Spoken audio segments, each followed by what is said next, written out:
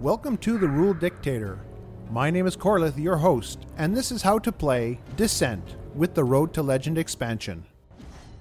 This segment will probably be the most valuable of the series as it covers the dungeon exploration experience. We'll start with reviewing the Overlord card, followed by how to set up and play a regular dungeon, a rumor dungeon, a legendary dungeon, the Overlord's Keep, and the final showdown with the Overlord's avatar. As usual, there will be a summary on earning Conquest Points at the end. This is going to be a long one, so let's go. The Overlord cards are used to trigger events, traps, bring new monsters into play, and activate other special circumstances. Every card has a type, a description, a threat cost, and a discard value. The cost is how many threat points the Overlord must spend in order to play the card. The discard value tells you how many threat tokens the Overlord gets when discarding the card. This is generic threat, which can be used to pay for any Overlord card. In case it isn't obvious, you cannot pay for and activate an Overlord card and subsequently discard it for the discard value. You either play it or discard it. Let's explore the type of cards in greater detail. An Overlord card can be an event, a trap, spawn, or power. Event cards, as identified in their description, can be played in reaction to a hero attacking a monster, the dodge card for example, to assist or empower a monster such as the aim, rage, or charge cards, or at the beginning of the Overlord's turn. The gust of wind is used to break line of sight, allowing monsters to be spawned a lot closer to the heroes than usual. Also useful for those times when there is no place on the level that is outside line of sight of the heroes. Trap cards are mostly used in reaction to hero actions, such as opening a chest, opening a door, or moving. The Dark Charm, on the other hand, is used at the beginning of the Overlord's turn. As you can guess, spawn cards are used to bring new monsters into play. They are always played at the beginning of the Overlord's turn, before any monsters are activated so that they can be brought to bear right away. A spawn card may only be played if the Reinforcements token is in the active Eyes Up position. We'll talk more about the Reinforcement token and spawning later. Power cards are a special brand of card. Its benefit persists for the rest of the dungeon. As the card is only discarded when the heroes either flee or exit the dungeon, it also remains between dungeon levels. There is a limit to the number of power cards that can be brought into play depending on the campaign level. 2 for the copper level, 3 for silver, and 4 for gold. Power cards that are in play because of Lieutenant fortifications do not count towards the limit of power cards that the Overlord can play. The only other restriction is that only 1 power card can be played per turn. The description provides details on how and when a card can be used. And finally, the moment you've all been waiting for, how to run a dungeon. Regular dungeons always have 3 levels.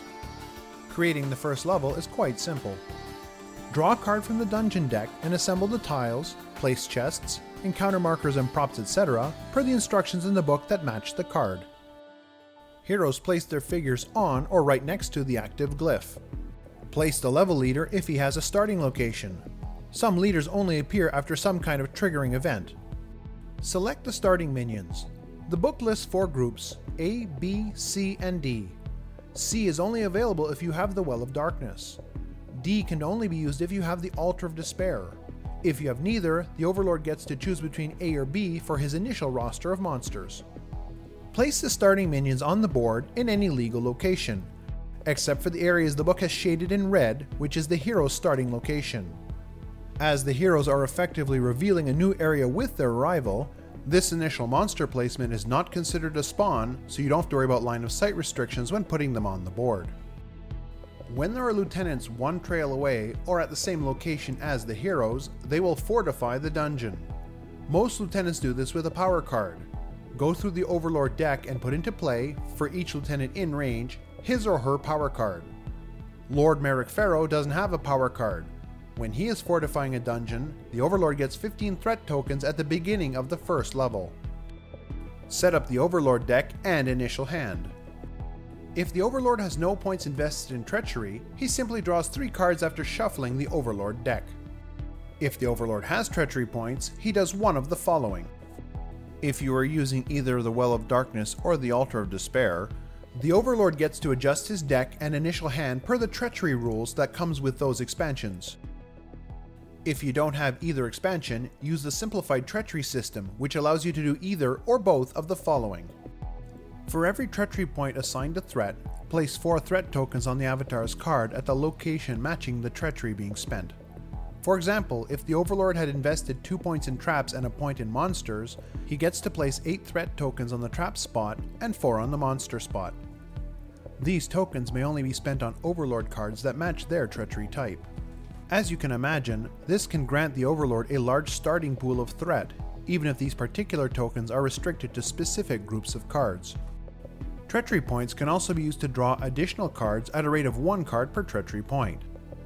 Since the Overlord always gets 3 cards as an initial hand, he can only spend up to 5 points on extra cards, as he may not have a hand size larger than 8. Let's go over an example integrating both threat and extra draws. If the Overlord has 3 points in traps, 3 in monsters and 2 in events, he could use any 5 of those points to give him an initial hand of 8 cards. The remaining 3 points must be used for threat tokens. He could put 4 tokens on traps, 4 on monsters and 4 on events, or he could also put 12 on traps and none for the others. As long as the assignment makes sense, it's legal. In this scenario, the maximum number of threat tokens the Overlord is allowed to place on events is 8, since he only has 2 points of treachery there. The last 4 tokens would have to go to one of the other types. Finally, set the reinforcement token to its active side and we're ready to rumble. As always, the heroes get to declare and perform their actions every turn before the Overlord. Scattered throughout every dungeon level are Glyphs of Transport. A glyph becomes active when a hero enters its space. The glyphs can be used to travel to Tamalir and allows them to use the various buildings in the Restock circumstance. To travel to Tamalir, the hero must have started his turn on or next to an active glyph. After spending a movement point, the hero is transported from the dungeon to the building of his choice. Be wary of enemies with the grapple ability, as they prevent heroes from spending the required movement point. The buildings that are available in the Restock circumstance are the Alchemist, the Market, and the Temple. For the duration of the entire dungeon, the hero party can purchase a number of potions from him equal to the alchemy rating of Tamalir. Each potion costs 50 gold. Potions can be sold to him for 25 gold each. When a hero restocks at the market for the first time, shuffle the appropriate treasure deck and draw as many cards as the market rating of Tamalir. Discard any treasure cache cards back into the deck, but do not replace them. This represents a shortage of available treasure items this week. Copper treasures cost 250 gold, silver treasures cost 500 gold, and gold treasures cost 750 gold. When packing up the game between sessions, unless the heroes are leaving the final level of the dungeon, the Overlord should pack any unpurchased treasure cards into his box. This way, at the next session, everyone knows which treasure cards are still for sale as they continue to explore the dungeon. A hero can pay 25 gold to heal a number of wounds up to the temple rating of Tamalir. Poison has to be dealt with before wounds can be restored, just like when drinking a potion. Unfortunately, fatigue is not recovered when a hero performs a restock at the temple. A hero can spend as many turns as he wants recovering health at the temple. At the beginning of every turn, a hero in town can choose to remain in the same building and use its services again, go to another building and use its services, or return to the dungeon. If there's more than one active glyph on the level, the hero can choose which glyph to reappear at. When a hero is killed, move his token to the temple. Remove any lingering effects like poisons, stuns, burning, etc., and then restore health and fatigue to full. The Overlord collects Conquest Points equal to the Conquest value of the hero.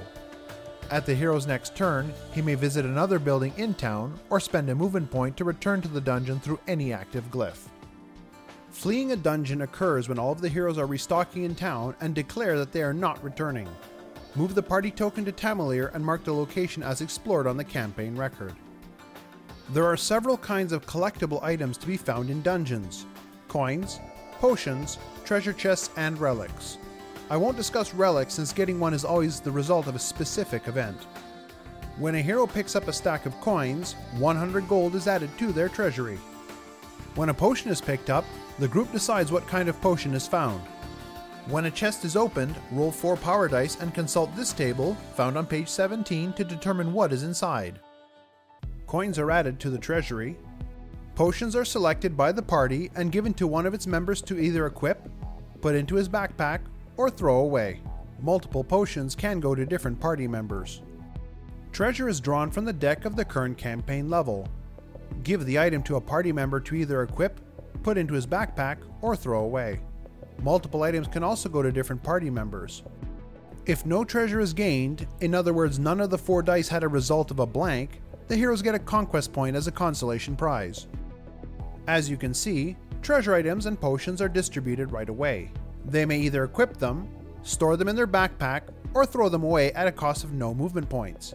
Heroes don't need to be next to or even near the chest when it is open to receive items.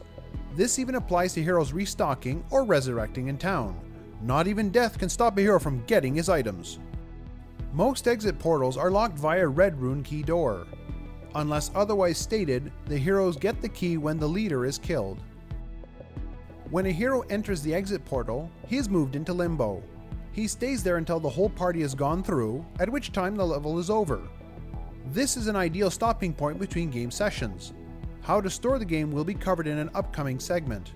If not stopping, set up for the next level. Those instructions are coming up shortly. If this was the final level of the dungeon, the party has a choice. Emerge from the dungeon at the location on the Terranoth world map at which they entered it, or teleport to Tamalir. Taking the teleport option is a one-way trip since the heroes are now outside of the dungeon, there are no glyphs for them to come back to. Move the party token to Tamalir. At this time, the Overlord discards his hand of cards and shuffles the discard pile back into the draw pile so that it is ready for the next dungeon. He also discards all accumulated threat tokens since they do not carry over between dungeons. Finally, any treasure cards that were sitting in the market but never bought are returned to the treasure deck. Let's take a look at what happens when the Overlord takes his turn. He has a lot more choices here than in an outdoor random or lieutenant encounter. The Overlord's turn is broken up into 2 phases, the beginning of turn phase and the play phase. This part of the Overlord's turn is used as a kind of upkeep. Gain 4 threat tokens and draw 2 Overlord cards. If the number of cards in his hand is greater than 8, the Overlord must discard down to 8. The Overlord always gets the discard value in threat tokens for the discarded cards. To play a spawn card, the reinforcement token must be set to the active Eyes Up side. If it is, pay the threat cost, flip the token to its inactive side, play the card, and place the monsters. If it isn't, the Overlord must pay the cost to reactivate it before playing the spawn card. It costs 15 threat to reactivate the reinforcement token. Since it replaces the limit of 1 reinforcement per turn, you can play more than 1 spawn card per turn as long as you have enough threat to pay for each card and every reinforcement token reactivation. Here are the rest of the rules in regards to spawning monsters. A monster may not be placed on a figure or an obstacle like rubble, pits, or water. A monster may be placed in a space that contains a treasure or encounter marker. To spawn large monsters, they must fit completely on the board. In other words, within the walls and not covering figures or obstacles with any part of their body. A monster may not be spawned in any space that any of the heroes have line of sight to. Figures, both friend or foe, do not count as obstructions to line of sight. Page 26 and 27 of the Road to Legend rules identifies which obstacles block line of sight and therefore allow spawning. If the Overlord cannot find legal spaces for some of the monsters, those ones are not spawned. If there are not enough available monster figures, place as many as you can. The rest are not spawned either.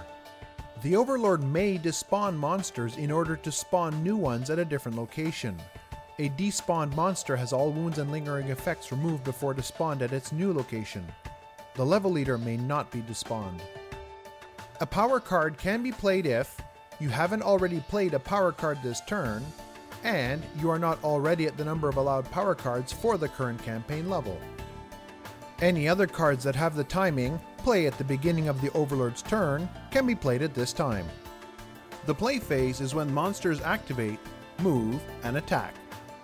Each monster may be activated once per turn and always uses an advance, which gives it as many movement points as its speed and a single attack. Whenever the Overlord rolls dice to perform monster attacks, take a threat token for every pair of surges that show up on the dice. a leftover surge doesn't do anything and does not carry over for future rolls. Monsters may not open or close rune-locked doors. Monsters may open or close regular doors except the ones that lead to unrevealed areas. Every dungeon level leader has some kind of special ability. Keep it in mind as you plan your moves. So the heroes completed the first level by all making it to the portal. Creating the second and final level is almost identical to creating the first one. The steps regarding spending of treachery points, drawing a new hand of Overlord cards, or fortifying the dungeon don't happen when building the next level, since all of that carries over from the first level. Just to be concise, here are the steps for creating the second and final level of a regular dungeon. Draw a new card from the dungeon deck and build the level. Place the heroes on or next to the active glyph. Place the leader if he has a starting location. Select the starting minions.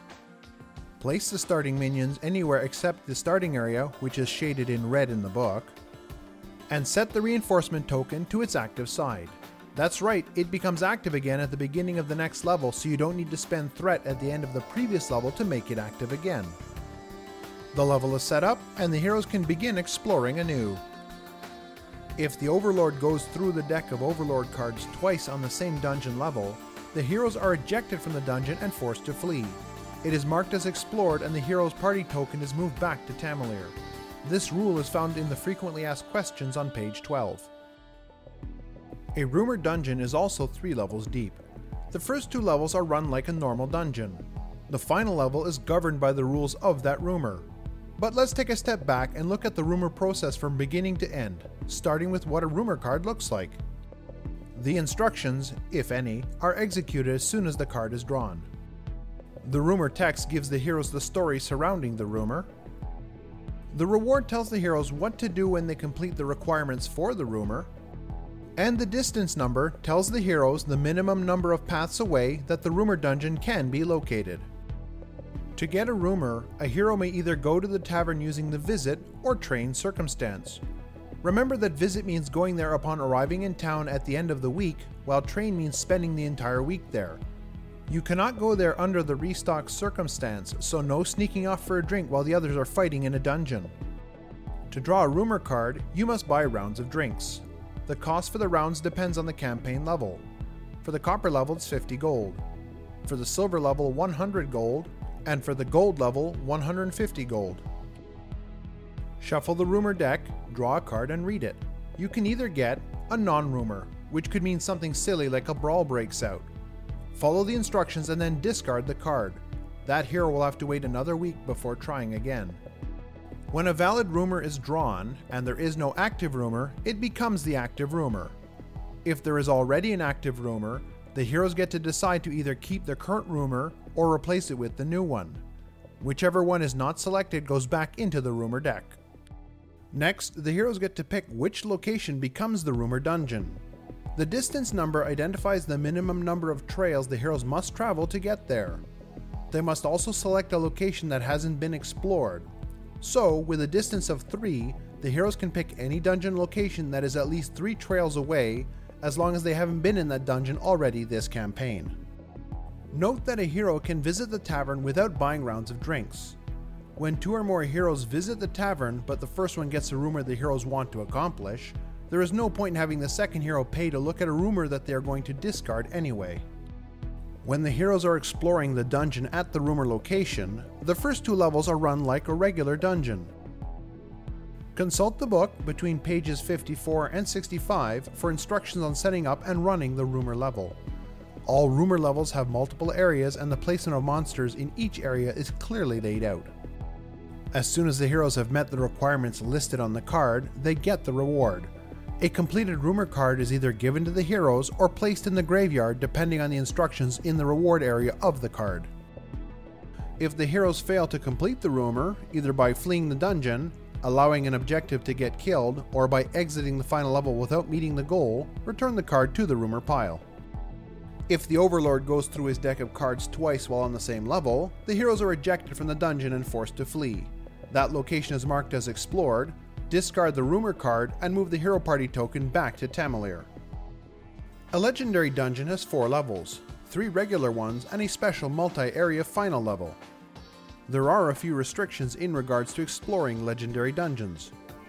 The heroes may explore such a dungeon if they have less conquest points than the Overlord. They may only explore the location appropriate for the current campaign level.